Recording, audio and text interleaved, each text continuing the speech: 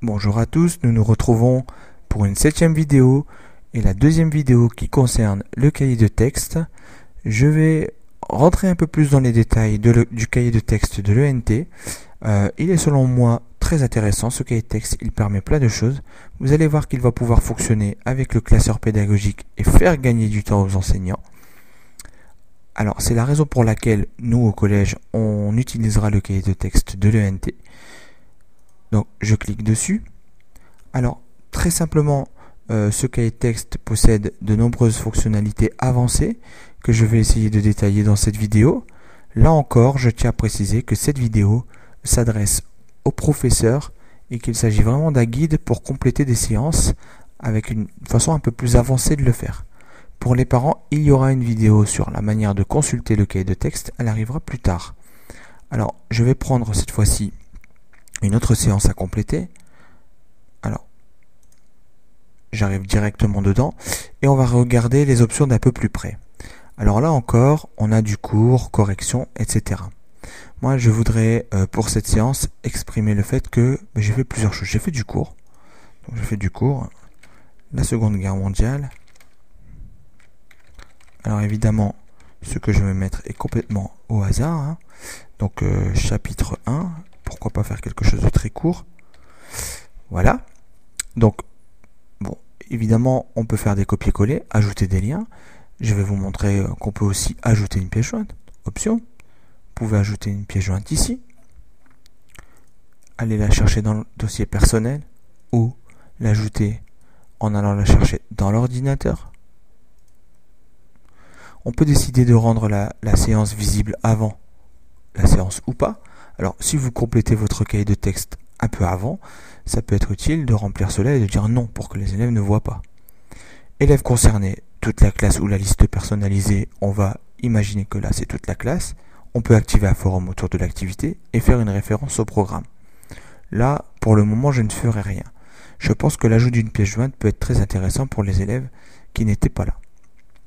Alors, à faire à l'issue de la séance, eh bien, je vais avoir à faire deux exercices, mais je me dis que je ne vais pas donner tous les exercices identiques pour tous les élèves.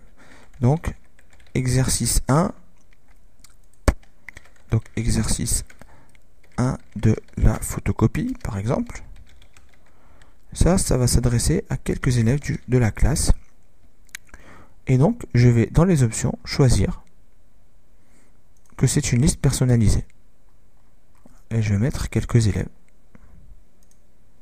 Pourquoi pas, avec un contrôle, les mettre ainsi. Et je vais valider. L'intérêt, c'est que je peux revenir sur cette séance et à partir de cette boîte, ajouter un travail à faire pour cette séance. Donc, je vais rendre un exercice, mais cette fois-ci, l'exercice 2. Exercice 2 de la photocopie. Et pourquoi pas à une liste personnalisée avec d'autres élèves. Je valide. Voyons le résultat. Si je vois le résultat et que je veux consulter la séance, je vais voir que j'ai créé pour cette séance plusieurs exercices qui vont s'adresser à des élèves différents. Avec le petit stylo ici, je vais pouvoir modifier ce que j'ai fait. Avec la croix supprimer. Et j'ai un contenu de séance. De la même façon, je pourrais ajouter un contenu de séance. Donc à partir de ce cahier de texte, vous allez pouvoir personnaliser le travail et différencier votre pédagogie. Une dernière chose qui peut être intéressante, ça va être de pouvoir copier vers le cahier de texte d'une autre classe, par exemple de 5e 3, à une certaine date, ce que j'ai écrit pour ne pas avoir à le refaire. Alors, je vais revenir sur le cahier de texte pour essayer de ne rien oublier. Donc vous pouvez constater que ces choses-là, ajouter un travail à contenu, on peut les faire à partir de là. Je vous l'ai montré, on peut consulter la séance et le faire à partir d'ici.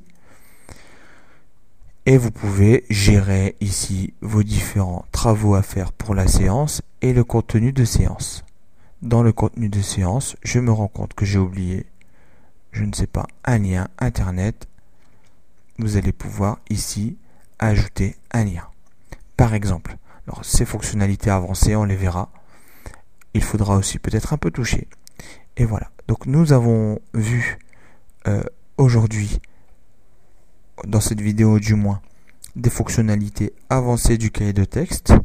Je vous remercie pour votre attention et vous dis à bientôt pour une nouvelle vidéo.